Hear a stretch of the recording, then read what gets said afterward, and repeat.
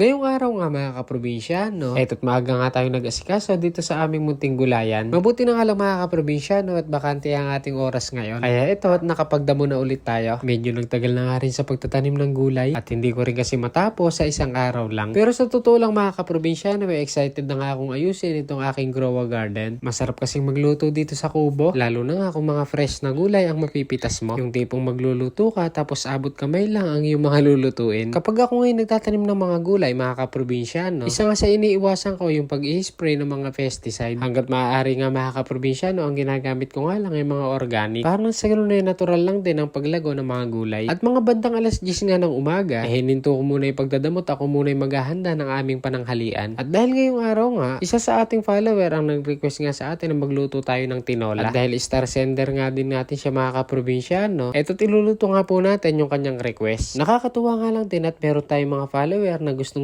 yung ganitong ulam. Yung tipong kahit simple lang ay gusto nilang makita yung pagluluto natin ito. Kung matanong nyo nga mga kaprobinsyano, isa nga rin pala ito sa aking paborito. Lalo na nga kung native na manok ang gagamitin. At dahil malapit na nga rin mga itlog yung mga inahin kong native ngayon, hindi ko na po muna binawasan mga kaprobinsyano. Kaya ito na nga po munang purong papak ng manok ang aking lulutuin. Sa madaling salita chicken wings tinola. At habang nagluluto nga ako nitong aming ulam pananghalian, magsingit nga muna ako mag-shoutout ng ilan sa ating mga solid na followers. Unang-una na nga pala dyan si Ma'am Vilma, salamat. Kay Raymark Delbo, Jan Hardy Santillan, Kenneth Patricio, at kay Sir Ryan Del Rosario. Siyempre, hindi rin natin makakalimutan dyan si Kuya Jojo Villarosa. At shoutout na nga rin pala sa ating mga solid sharers. Maraming salamat po sa inyong patuloy na suporta sa ating munting page. At dahil malabong na naman nga yung talbos ng aking mga tanim na sili, siyempre lalagyan din natin itong ating tinola. At kumuha na nga rin pala ako mga kaprobinsyano ng ilang pirasong tangkay ng tanglad. Isa rin kasi sa nagpapasarap ito sa tinola mga kaprobinsyano. Pero yung tradisyonal na lutuin nga dito ng tinola sa amin, karamihan nga hindi naglalagay ng tanglad. Optional lang naman ito mga kaprobinsyano kung gusto nyo rin pong lagyan. Pero sa bandang south nga mga kaprobinsyano, lalo na nga sa parte ng Visayas, talagang hindi po nawawala yung tanglad kapag nagluluto ng tinola. Pero ganun po man mga kaprobinsyano, meron talagang ayaw ang lasa ng tanglad. Kaya kapag nagluluto nga ako mga kaprobinsyano, lagi kong sinasabi na kayo pa rin ang masusunod sa diskarte ng pagluluto ninyo.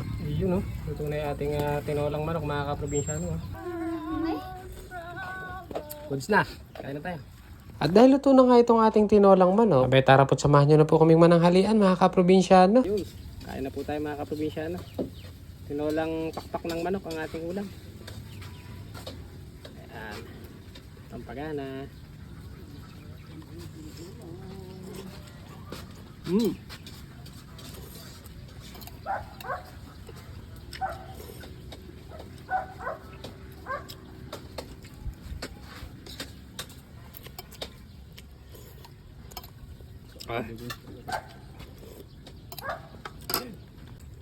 Kain na po tayo. Ulam po namin ngayon ay tinolang pakpak.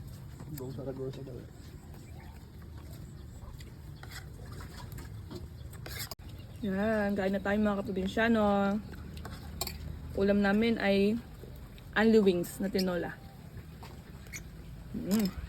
Bagay sa panahon natin ngayon mga kaprobinsyano. Medyo makulimlim.